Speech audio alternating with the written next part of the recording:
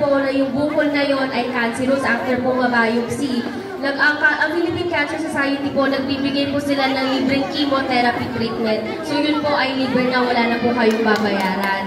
At alam ko po, yung iba po dito may mga gamot na hindi po natin nakukuha sa center, tama po ba? Meron po tayong mga gamot na kailangan talaga natin maglabas ng pera para po mabili yung mga gamot. Yung ating pong opisina, meron po tayong binibigay na medical voucher. Yung medical voucher po na yun, pwede nyo pong ipambili sa Mercury Drug. So lahat po ng mga requirements na kailangan nyo lang po mag-comply para po makapag-avail kayo ng medical voucher. Bukod po dyan, ang ating pong opisina, nagbibigay din po tayo ng scholarship program para po sa mga kabataan, para sa mga college students. Kung kayo po ay may anak o may kakilala, may kapatid na nagko-kolehiyo, pwede nyo pong ilapit sa ating pong opisina at mabibigyan po sila ng scholarship program. Yung scholarship program po na yun, hindi po nila kailangan na mataas ang kanilang mga grado para mabigyan sila ng scholarship program. Basta po sila ay pasado, kahit 75 lang po ang grade nila, pwede na po tayo maging scholar ni Konsehalang Christine Matias.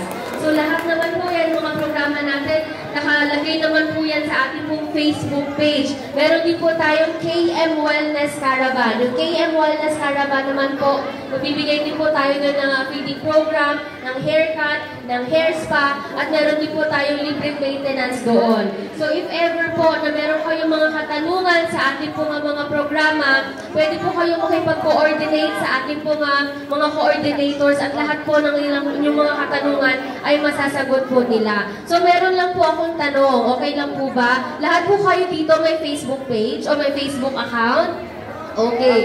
So, meron po kasi tayong Facebook page. Ang pangalan po, Councilor Christine Matias. So, dun po sa ating pong Facebook page, ako po ay nagre-request na baka pwede pong i-like po ninyo at i-follow yung Facebook page. Dahil lahat po ng ating programa ay nilalagay po natin doon. So, next time po na magkaroon tayo ng another program dito sa Salam, kayo po yung unang makakaalam dahil nagpo-post po tayo doon. So, after po nitong ating program dito, yung mga pictures natin, mamaya mag-picture taking tayo, lahat po yon ipopost natin doon sa ating pong Facebook page. At tayo po ay nagpapasalamat syempre sa ating pong mabutihing mayor dahil siya po ay sumuporta sa ating pong medical mission. Palakpakan po natin ang ating mayor, Mayor Joy Belmonte, kasama ang ating pong Vice Mayor Gian Soto. At syempre nagpapasalamat din po tayo sa ating Congresswoman Marivic Popular. At babanggitin ko na din po ang aking pong buong team.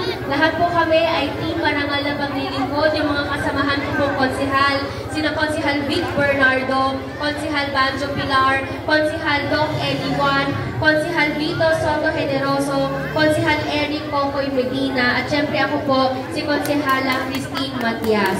At